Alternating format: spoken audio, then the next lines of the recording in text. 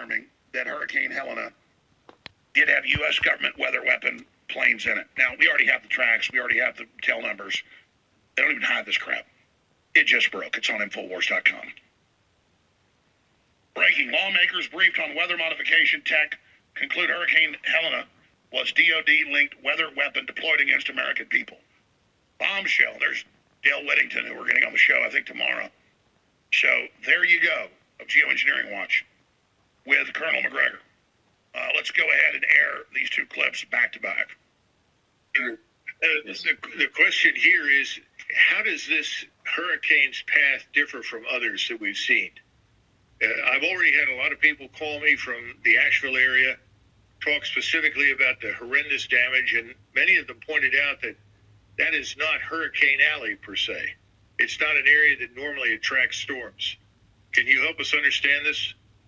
Well, the bottom line is it was directed there, as the transmission recordings clearly show. They kept that moisture corralled there to deluge in the same location. So, again, these are patented technologies, and the fact that we have the entire so-called meteorological community denying that this is going on to protect their paychecks and pensions is absolutely criminal at this point.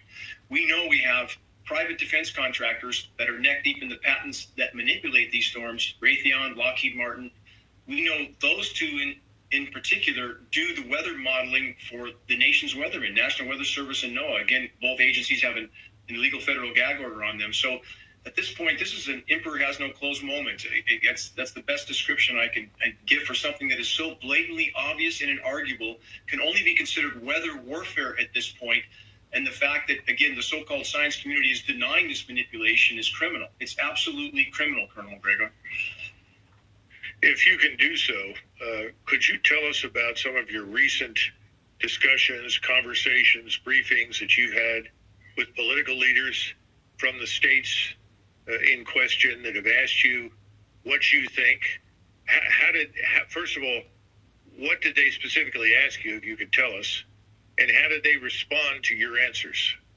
Yes, Colonel McGregor, I had an hour conference call yesterday with the representatives and senators from the Carolinas, and we presented the data to them to answer their questions about how this manipulation occurs. They realized this was not a natural event. They're trying to digest the fact that their states were literally under assault from weather modification operations that are clearly connected with DOD operations, and we can speculate again on the agendas and objectives being carried out, but the fact that the storm was manipulated is absolutely inarguable. We know that technology to stop these rotations from even occurring has existed for decades with the manipulation of atmospheric pressure zones. HAARP in Alaska is one example many people are familiar with. That's an ionosphere heater. That's a weapon of mass destruction, period. It can cause an electrical chain reaction in the ionosphere, which heats it to extraordinarily high temperatures, which causes the atmosphere to bulge up and down. The downward push creates a high-pressure dome that can steer the jet stream. And the same type of manipulation can create low-pressure zones. When they have this type of power over the climate system, they can make or break these storms anytime they want.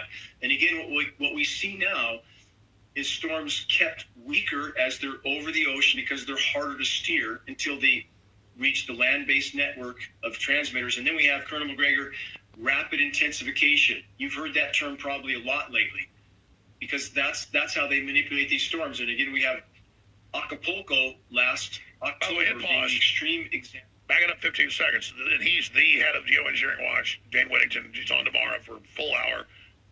I've known him for 20 years. He's testified to Congress, legislatures, you name it. Let me explain something to you. He brings in the weather mod whistleblowers. It never makes the news, okay? Legislatures, federal, you name it. Hear what he just said. Hurricanes always get weaker over land. Now they get stronger. They are manipulating them. We have the flight pass. Let's finish up and then go to Rodney Howard-Browne. Here it is. Because that's how they manipulate these storms. And again, we have Acapulco last October being the extreme example of rapid intensification. An insignificant low-pressure system developed into the strongest Cat 5 hurricane to ever hit that part of the world in less than 24 hours, laid waste to Acapulco. And by the way, Hurricane John, which just hit Acapulco again, as Hurricane Helene was wreaking havoc in the Carolinas. Not many people know that. So Acapulco just got dealt another blow. So again, how many agendas and objectives are being carried out when we know they can manipulate these storms and we know they can make or break them anytime they want?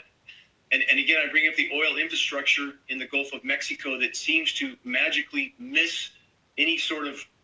And this just broke.